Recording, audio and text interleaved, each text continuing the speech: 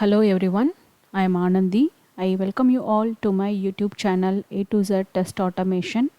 In this channel, I share my knowledge on tools and technologies related to test automation. In this video, we are going to see how to execute Cypress test in CI environment by integrating Cypress dashboard, GitHub and Jenkins. This entire content I am sharing it as part by part. Already I have shared part 1 where we have discussed about how to integrate VS Code with GitHub and how to integrate Cypress project with Cypress dashboard project. If you have not watched part 1 video, I have shared the link below. Kindly go through the link before start watching this video. In this video, we are going to see how to integrate Cypress project with GitHub. Okay, let me go into the topic. As in our part 1 video, already we have pushed our Cypress test scripts into GitHub repository and also we have created a Cypress dashboard project. Now, from the dashboard itself, we can integrate with GitHub. So let me integrate our dashboard with the GitHub, that is our project with the GitHub project. Go to our project. Under the project, we have the project settings option. Click on it. Under project settings, we have an option called install the Cypress GitHub. Click on this button. Now, let me install this. Once it is successfully installed, here we'll get the option of our repositories, list of repositories. Here we can select the repository in which we are maintaining our Cypress test. So here I have a repository named Cypress dashboard in which we are maintaining our test case. So I am selecting this. Here we have used GitHub as the repository, but there are many options available where you can integrate with any other source control system like GitLab, Bitbucket, and we also integrate with Slack integration. Now we have integrated our Cypress dashboard project and GitHub repository. So let me run the code and check the status. So once we create a project in Cypress dashboard, there are some limitations. So whatever the test result you are executing, the result will be available for next 30 days. These are all some restrictions for the free user. Now let me execute our project.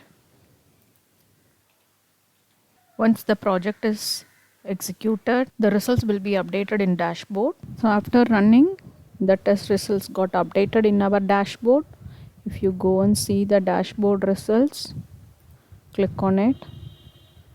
There we have an option change log. If anything got changed in the current run compared to the previous run, everything will be listed here.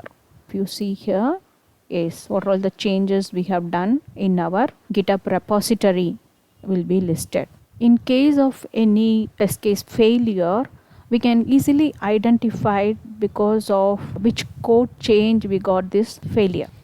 Now our test case got passed. But let me introduce some error in our test script. So we have changed our code to introduce some error. After changing the code, commit the changes, give the message for commit, error introduced. Now after the commit, let me publish the code. Once it is synchronized, the latest commit will be updated in our GitHub. If you go and check the code here, error introduced is the commit message we have given. Our latest commit got synchronized with GitHub. Now let me execute our project. Once the project is executed, the results will be updated in dashboard. So the test case got executed in the dashboard. The results are updated. One test case got failed. If you go and check the output, it has a view screenshot. Screenshot also is attached here. So in case of failure, by default, Cypress will take the screenshot and attach it with the log. So as we have seen, it has the recorded video also here.